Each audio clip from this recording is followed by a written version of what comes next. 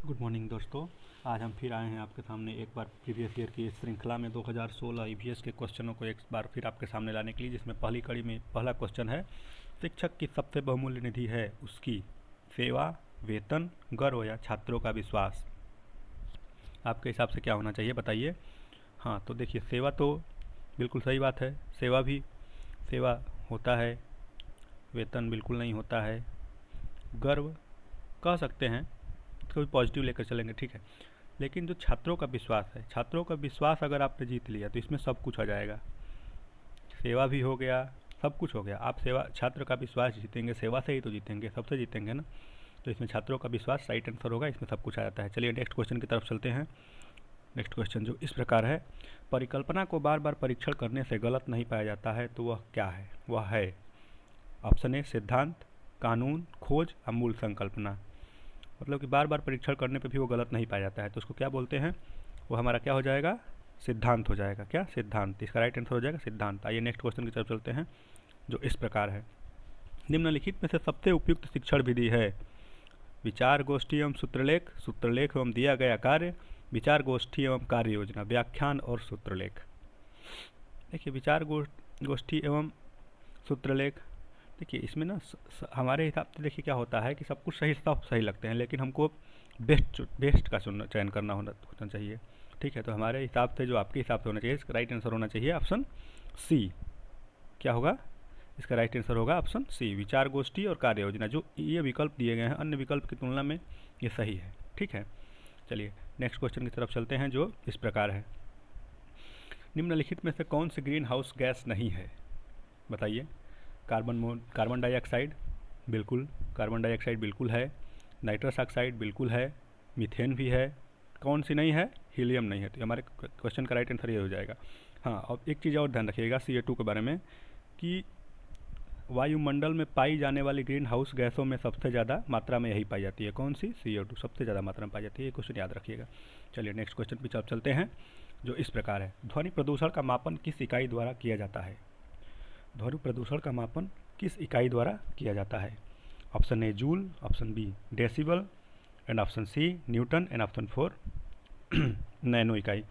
चलिए तो यहाँ पे देख लेते हैं और ऑप्शन पे चर्चा कर लेते हैं। जूल क्या होती है? एनर्जी की इकाई होती है, ठीक है। ये फोर्स की इकाई होती है, ठीक है।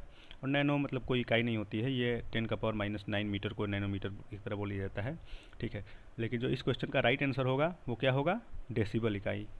डेसिबल में ध्वनि प्रदूषण का मापन डेसिबल में किया जाता है। चलिए आप हमें कमेंट बॉक्स में बताइएगा कि मानव कानों के लिए कितनी डेसिबल से अधिक ध्वनि रहेगी तो उसको प्रदूषण में किया जाएगा, ठीक है। चलिए नेक्स्ट क्वेश्चन की तरफ चलते हैं जो इस प्रकार है, निम्न में से किस स्थलाकृति का निर्माण हिमानी के द्वारा हुआ है? देखिए दोस्तों, ये बहुत इंपॉर्टेंट क्वेश्चन ये भी है। चलिए इसका ऑप्शन है लैपीज, ऑप्शन बी यू आकार की घाटी, ऑप्शन सी वी आकार की घाटी, ऑप्शन डी जलप्रपात। यहाँ पे एक ऑप्शन तो आप देख सकते हैं कि सीधा सीधा कट जाएगा, जलप्रपात तो कट ही गया, ठीक है। और वी आकार की घाटी आप लोग जानते हैं कि किसके द्वारा होता है? नदी के द्वारा होता है, ठीक है। ठीक, तो बचा ऑप्शन लैपीज और यू आकार घाटी। तो यानी कि इस क्वेश्चन का राइट आंसर क्या हो जाएगा? यू आकार की घाटी। चलिए नेक्स्ट क्वेश्चन की तरफ चलते हैं जो इस प्रकार है, निम्न नदियों में से कौन सी नदी बंगाल की खाड़ी में गिरती है? देखिए जैसे दोस्तों, इस पर थोड़ी चर्चा कर लेते हैं। हमारा ये है नीचे का, हम देख सकते हैं इंडिया एक तरह से रफली डायग्राम। इधर होती है बंगाल की खाड़ी, बंगाल की खाड़ी, इधर होता है अरब सागर। तो आप देख रहे हैं कि नर्मदा और ताप्ती के बारे में क्वेश्चन पूछा जाता है कि इधर गिरती हैं, ठीक है, नर्मदा और ताप्ती। सिंध नदी क्या होती है? ऊपर से आते हुए ऐसे आके ये भी इधर गिरती है, लेकिन सुवर्ण रेखा जो होती है बची यही, तो बंगाल खाड़ी में गिरती है, इसलिए इस क्वेश्चन का राइट आंसर हो जाएगा ऑप्शन बी। चलते हैं नेक्स्ट क्वेश्चन की तरफ जो कि इस प्रकार है, राकेश कक्षा 5 पर्यावरण विज्ञान शिक्षक द्वारा दिए गए कार्य को समय से प्रस्तुत नहीं करता है, अतः सबसे उपयुक्त सुधारात्मक उपाय क्या हो सकता है? ये सब पेडागॉजिकल क्वेश्चन है, इनको अपने दिमाग से सोच के देना पड़ता है। और पेडागॉजिकल क्वेश्चन का आंसर देने से सबसे पहले आप ध्यान रखिए कि इनका सारे ऑप्शनों को जरूर पढ़िए, भले ही आपको पहला ऑप्शन ही सही क्यों ना मिल जाए, लेकिन सारे ऑप्शन को पढ़ना चाहिए, तब आंसर दीजिए, तब आप गलत होने के चांसेस कम हो जाते हैं। चलिए देखते हैं ऑप्शन की तरफ, पढ़ते हैं। प्रधानाध्यापक की जानकारी में लाना, कह सकते हैं लेकिन अभी हम सही टिक नहीं करेंगे, कह सकते हैं लेकिन सही टिक नहीं करेंगे, ठीक है, पॉजिटिव लेकर चलेंगे। खेल की कक्षा में जाने पर प्रतिबंध लगाना, प्रतिबंध लगाना ये तो निगेटिव टर्म हो गया, तो इसको काट देंगे सीधा, ये निगेटिव हो गया, सीधा निगेटिव हो गया, हटाइए। उसकी अनियमितताओं के कारणों का जानकर उसे सही मार्गदर्शन प्रदान करना, ठीक है, पॉजिटिव लेकर चलेंगे अभी इसको भी। उसकी अनियमितताओं को लिखित जानकारी माता पिता को देना, ये नहीं करते हैं। पहले तो हम ये बिल्कुल नहीं करेंगे, ठीक है। ये भी निगेटिव हो गया। तो देखो हमारा डी और बी निगेटिव हो गए। अब हमको छांटना है ए और सी में से। तो इनमें से जो सबसे सही है, पहले हम कारणों को पता करेंगे और उसे मार्गदर्शन देंगे। यही तो होता है रिमेडियल टीचिंग, पहले आप उनको जानिए। सही है। तो इस क्वेश्चन का राइट आंसर हो जाएगा ऑप्शन सी। नेक्स्ट क्वेश्चन की तरफ चलते हैं जो इस प्रकार है। मध्य प्रदेश में कौन सा शहर झीलों का शहर कहलाता है? बताइए। ऑप्शन ए भोपाल, उज्जैन, इंदौर और ग्वालियर। ये मध्य प्रदेश के कुछ शहर हैं। इंदौर के बारे में जानते हैं कि ये लगातार कई वर्षों से सबसे स्वच्छ, भारत का सबसे स्वच्छ शहर बना हुआ है। स्वच्छता का इससे क्वेश्चन आता है भैया, ध्यान रखिएगा, ठीक है। तो ये इस क्वेश्चन का राइट आंसर हो जाएगा भोपाल, झीलों का शहर इसको कहा जाता है, ठीक है। चलिए नेक्स्ट क्वेश्चन की तरफ चलते हैं जो इस प्रकार है। निम्न में से कौन सा सागर यूरोप को अफ्रीका से अलग करता है? हाँ दोस्तों, इस पर थोड़ा चर्चा करेंगे। ये क्वेश्चन अच्छा है। एक आपको मैं आइडिया दे दूंगा, रफली डायग्राम दे दूंगा, जिससे आप कभी ये चीज़ नहीं भूलेंगे। जैसे कि देखिए, हम ऐसा एक रफली डायग्राम बना लेते हैं अपना हिसाब से, एक ट्रायंगल टाइप का। देखिए क्या होगा, ये ट्रायंगल हमारा बन गया, ठीक। यहाँ पे हम कह सकते हैं क्या होगा, यूरोप, ऊपर यूरोप है, ठीक है। इधर एशिया हम कह सकते हैं, ठीक है, एशिया है, ठीक। इधर क्या हुआ, अफ्रीका। ये रफली डायग्राम है, मतलब ठीक है, मैप पे भी मिलेगा ऐसा ऐसा, लेकिन एग्जैक्ट लोकेशन ठीक है। इस तरह से आप ध्यान रख सकते हैं। और एक ट्रिक बनाया जाएगा। अब यहाँ से देखिए क्या होता है, अफ्रीका के लोग जनरली कैसे होते हैं, काले होते हैं। तो इसके सामने जस्ट आप क्या कर लीजिए, यहाँ पे काला, ठीक, काला कर लीजिए। अब यहाँ से एक ही चीज़ आपको समझ में आ रही होगी कि एशिया और यूरोप के मध्य में कौन सा है, एशिया और यूरोप के मध्य में काला सागर, ठीक है। अब क्या बताइए, यूरोप के लोग यानी गोरे गोरे होते हैं, या फिर कहा जाता है कितने लाल लाल होते हैं, ठीक है। तो यहाँ पे आ जाता है लाल, क्या आ जाता है, लाल। तो यहाँ से क्या निकल के आया, अफ्रीका और एशिया के बीच में लाल सागर, ठीक है। और अब आते हैं, एशिया के लोग कैसे होते हैं, इन दोनों के मध्य होते हैं। यानी कि हम चलते हैं, एशिया के सामने क्या लिख लेते हैं, मध्य, यानी कि भूमध्य, क्या, भूमध्य। तो यहाँ से एक चीज़ तो क्लियर हो गई दोस्तों कि चाहे जो कुछ भी आपसे पूछा जाए, यूरोप और एशिया के मध्य काला सागर, यूरोप और अफ्रीका के मध्य भूमध्य सागर, अफ्रीका और एशिया के मध्य लाल सागर, ऐसे आप याद रख सकते हैं। तो हमारे क्वेश्चन में देखिए क्या पूछा है, यहाँ देखते हैं, ठीक है। क्वेश्चन में पूछा है, क्वेश्चन में क्या पूछा है, सॉरी, क्वेश्चन में पूछा है, निम्न में से कौन सा सागर यूरोप को अफ्रीका से अलग करता है? यानी कि हमसे जनरल एक तरह से पूछा है यूरोप और अफ्रीका के मध्य। यूरोप और अफ्रीका के मध्य क्या था, देख लीजिए, बताइए आप लोग क्या था, यूरोप इधर था और अफ्रीका इधर। तो यूरोप इधर और अफ्रीका इधर, यानी कि एशिया के सामने। एशिया के सामने कैसे लोग होते हैं, भूमध्य, यानी कि भूमध्य सागर। ऑप्शन राइट क्या हो जाएगा, ऑप्शन डी, ठीक। चलते नेक्स्ट क्वेश्चन की तरफ चलते हैं जो इस प्रकार है। अंतर्राष्ट्रीय ओजोन दिवस कब मनाया जाता है? यह तो बहुत कॉमन क्वेश्चन, सिंपल क्वेश्चन, बार बार आने वाला क्वेश्चन, एकदम तो रटा होना चाहिए। राइट आंसर क्या हो जाएगा, 16 सितंबर, ठीक है। चलिए नेक्स्ट क्वेश्चन की तरफ चलते हैं। जो क्वेश्चन आसान होंगे उस पर ज़्यादा समय नहीं देंगे हम। किसी खाद्य श्रृंखला में शाकाहारी क्या होते हैं? हाँ, इसमें पूछा है खाद्य श्रृंखला में शाकाहारी क्या होते हैं। तो देखिए सबसे पहले क्या आता है, एक नंबर पे हम नंबरिंग देते चलते हैं यहीं से। सबसे पहले आते हैं उत्पादक, यानी कि पेड़ पौधे। उसके बाद क्या आएगा, इनको खाने वाले। इनको खाने वाले क्या होंगे, प्राथमिक उपभोक्ता, यानी 2 नंबर। और प्राथमिक उपभोक्ता के बाद क्या आते हैं, द्वितीयक उपभोक्ता, 3 नंबर, ठीक। अब उसके बाद क्या आते हैं, अब घटककर्ता सबसे नीचे रख देते हैं, यानी 4 नंबर पर हम रख सकते हैं, उसके बाद भी रख सकते हैं। तो देखिए यहाँ पूछा है शाकाहारी, शाकाहारी यानी इन जो पेड़ पौधों को खाते हैं, यानी कि इनको खाते हैं। इनको खाने वाले क्या हुए, ये, यानी कि प्राथमिक उपभोक्ता। इस क्वेश्चन का राइट आंसर हो जाएगा ऑप्शन बी, ठीक है। चलिए नेक्स्ट क्वेश्चन की तरफ चलते हैं जो इस प्रकार है।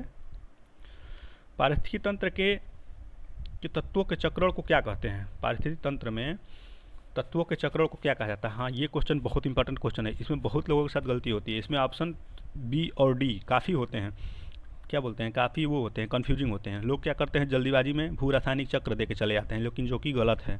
यहाँ पे ध्यान रखिएगा, सबसे ज़्यादा वहाँ पे जैव भी शब्द आएगा, क्योंकि पारिस्थितिकी तंत्र में आप जैव को कैसे भूल सकते हैं, इसमें जीव जंतु आ जाएंगे, भू तो होगा ही, रासायनिक होगा, ये सब होगा, लेकिन इसमें जीव भी शामिल होंगे, तभी तो पारिस्थितिकी तंत्र होगा। इसलिए जैव को भी ध्यान रखिएगा। नेक्स्ट क्वेश्चन की तरफ चलते हैं जो इस प्रकार है। निम्नलिखित ईंधनों में से कौन सा न्यूनतम पर्यावरण का प्रदूषण उत्पन्न करता है? न्यूनतम पूछा है, क्या पूछा है, न्यूनतम, सबसे कम प्रदूषण उत्पन्न करता है। देखिए राइट आंसर बताइए, डीजल, पेट्रोल, कोयला, आपको तो लग ही रहा होगा कि ये करते ही हैं। पेट्रोल से गाड़ियाँ चलती हैं वो भी करती हैं, तो ये आंसर होगा नहीं। डीजल से भी बहुत ज़्यादा प्रदूषण होता है, कोयला से देखते ही हैं, कोयला फैक्ट्रियों के बाद, कोयला खदानों के बाद कितने धुएँ उड़ते रहते हैं, तो होगा नहीं। इसका राइट आंसर क्या हो जाएगा? हाइड्रोजन। हाइड्रोजन से एक क्वेश्चन और पूछा जाता है कि किसे फ्यूचर का फ्यूल कहा जाता है, यानी भविष्य का ईंधन किसे कहा जाता है, तो ये हाइड्रोजन को ही कहा जाता है। चलिए याद रखिएगा। नेक्स्ट क्वेश्चन की तरफ चलते हैं जो इस प्रकार है। संकटग्रस्त जंतु दैत्याकार पांडा कहाँ पाया जाता है?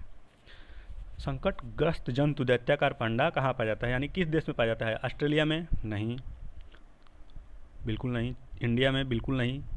पूर्वोत्तर में थोड़े बहुत पाए जाते हैं, लेकिन ऐसे पूरा हम इसको नहीं ले सकते कि ज़्यादा पाया जाता है। ब्राज़ील में भी नहीं। राइट आंसर होगा इसका चीन। चीन में पाया जाता है। तो दोस्तों यहाँ पर जनरली हमने 15 क्वेश्चन कर लिए, आधा सेशन खत्म हो गया। आपसे मैं बस ये रिक्वेस्ट करता हूँ कि अगर वीडियो आपको अच्छी लगी हो तो प्लीज़ लाइक करिए और चैनल को सब्सक्राइब कर दीजिए और बेल आइकन को ज़रूर दबा दीजिएगा। Thank you. चलते हैं फिर अपने नेक्स्ट क्वेश्चन की तरफ जो इस प्रकार है।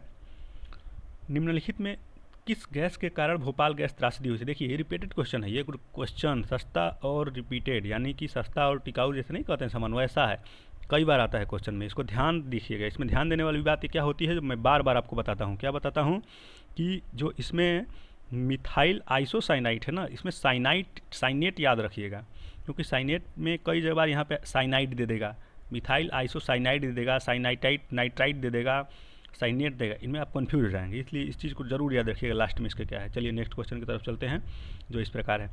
किस देश में क्रिसमस का त्यौहार गर्मियों में मनाया जाता है? यह भी एक आसान सा क्वेश्चन है और कई बार पूछा गया क्वेश्चन यह भी है, तो इसका राइट आंसर बस आप ध्यान रखिएगा। देखिए क्या होता है कि यह देश हमारे सबसे जहाँ पर जनसंख्या निवास करती है उसमें एक तरह से ये क्या पाया जाता है? दक्षिणी गोलार्ध में पाया जाता है, ठीक है। और यहाँ पे ठंडी पड़ती रहती है, जब हमारा यहाँ गर्मी पड़ेगी तो वहाँ ठंडी पड़ेगी, जब वहाँ हमारे यहाँ ठंडी पड़ेगी तो वहाँ गर्मी पड़ती है। तो इस तरह से जहाँ हम जब क्रिसमस का त्यौहार हमारे यहाँ ठंडियों में पड़ता है जनरली, तो वहाँ पर उस समय गर्मी होती है, तो वहाँ पे ये गर्मियों में पड़ता है। वो देश कौन सा है? इसका राइट आंसर है ऑस्ट्रेलिया। चलिए नेक्स्ट क्वेश्चन की तरफ चलते हैं जो इस प्रकार है। गिर वन्य जीव अभ्यारण्य किस राज्य में स्थित है? ये नहीं पूछा है किस राज्य में स्थित है, आप ये बता दीजिएगा। इसमें पूछा है किस वन्य जीव के संरक्षण करता है, तो क्या हाथी के लिए करता है? बिल्कुल नहीं।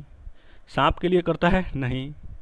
गैंडा के लिए करता है? नहीं। गैंडा के लिए कौन सा करता है? काजीरंगा, ठीक है, एक सिंग वाले गैंडे के लिए। अब बचा शेर, हाँ शेर के लिए करता है। और बता दीजिए यह अभ्यारण्य है कहाँ, आप कमेंट सेक्शन में बताइएगा इसका। चलिए हम बता देते हैं, गुजरात। क्या गुजरात में पाया जाता? गुजरात में है गिर एशियाई शेर के लिए होता है। चलिए नेक्स्ट क्वेश्चन की तरफ चलते हैं जो इस प्रकार है। निम्न में से कौन सी प्राकृतिक वनस्पति मरुस्थलीय प्रदेशों में पाई जाती है? चलिए आपको बताना है। महोगनी, कैक्टस, फर, चंदन। क्या महोगनी पाया जाता है क्या? नहीं, बिल्कुल नहीं। महोगनी कहाँ पाया जाएगा? राजस्थान में। चलिए चंदन बिल्कुल नहीं। सदाबहार वन में ये भी पाए जाते हैं, उष्णकटिबंधीय सदाबहार वन ऐसे कह सकते हैं, उष्णकटिबंधीय आर्द्र वनों में भी पाए जाते हैं, पर्णपाती में, ठीक है। लेकिन इसका राइट आंसर क्या हो जाएगा? राइट आंसर हो जाएगा कैक्टस, यानी कि इसको हिंदी में क्या बोलते हैं? नागफनी। अच्छा एक क्वेश्चन आप ये चीज़ बता सकते हैं, आप ज़रूर बताइएगा अगर आप कमेंट दे सकते हैं तो, कि जो मरुस्थल में पाए जाने वाले पौधे होते हैं उनकी पत्तियाँ नुकीली क्यों होती हैं? चलिए नेक्स्ट क्वेश्चन की तरफ चलते हैं। ग्रीन मफलर का संबंध किससे है? वेरी इंपॉर्टेंट क्वेश्चन, वेरी, इसको VIP तो लिख ही लीजिए, कई बार पूछा गया, यूपी टेट का फेवरेट क्वेश्चन है ये। ग्रीन मफलर का संबंध, नाम से मत जाइएगा इस पर, बस याद रखिएगा क्यों, और इसका मैं कारण बताऊंगा क्यों कहा जाता है, ठीक है। ग्रीन मफलर, देखिए ग्रीन से क्या होता है? पेड़ पौधे यानी ग्रीन, ठीक है। मफलर का संबंध किस लिए होता है कि जो मफलर हम लोग क्या बोलते हैं, सर्दियों में बांधे होते हैं अपने ऊपर, सर के ऊपर बांधते हैं, हवाओं को रोकता है, मतलब बाहर की चीज़ों को आने से रोकता है, ठीक है, बाहर। तो यही होता है, सड़कों के किनारे आप देखे होंगे पेड़ पौधे लगाए जाते हैं लाइक लाइन में कतार से। वो क्या करते हैं? वायु प्रदूषण को कम करने के लिए।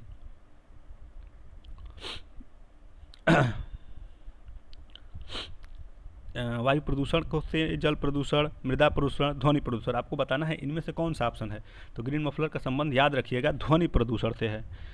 पेड़ों और झाड़ियों की एक पंक्ति जो सौर अवशोषक के रूप में उगाया जाता है, यह प्रदूषक गैसों को अवशोषित करके वायु प्रदूषण को कम करने में भी मदद करता है। एक तरह से देखिए कह सकते हैं वायु प्रदूषण को भी कम करता है, ध्वनि प्रदूषण को तो करता ही करता है, मेनली ध्वनि प्रदूषण से इसका संबंध है, ये याद रखिएगा आप। चलिए नेक्स्ट क्वेश्चन की तरफ चलते हैं जो इस प्रकार है। भूपारिस्थितिकी तंत्र में ऊर्जा का महत्वपूर्ण स्रोत, हम बताए थे आपको, ये पीछे भी क्वेश्चन एक बार आया था कि ये बहुत इंपॉर्टेंट क्वेश्चन है, सस्ता और टिकाऊ ये भी है, इसको भी सस्ता और टिकाऊ में रखिएगा भैया, इजी क्वेश्चन लेकिन आता है। देखिए क्या है, पृथ्वी, शुक्र, चंद्रमा, इन सब का बाप कौन है? सूर्य है ना।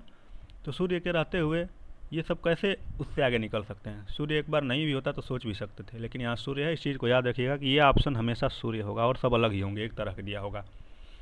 ये पीछे क्वेश्चन आया था तो आपको याद होगा, वहाँ पे ATP DPT ऐसे कुछ सब करके दिया था, तो वहाँ 3 ऑप्शन एक तरह के होंगे। यहाँ भी देखिए पृथ्वी, शुक्र, चंद्रमा एक जैसे लग रहे हैं। ठीक है, चलिए नेक्स्ट क्वेश्चन की तरफ चलते हैं, जो इस प्रकार है।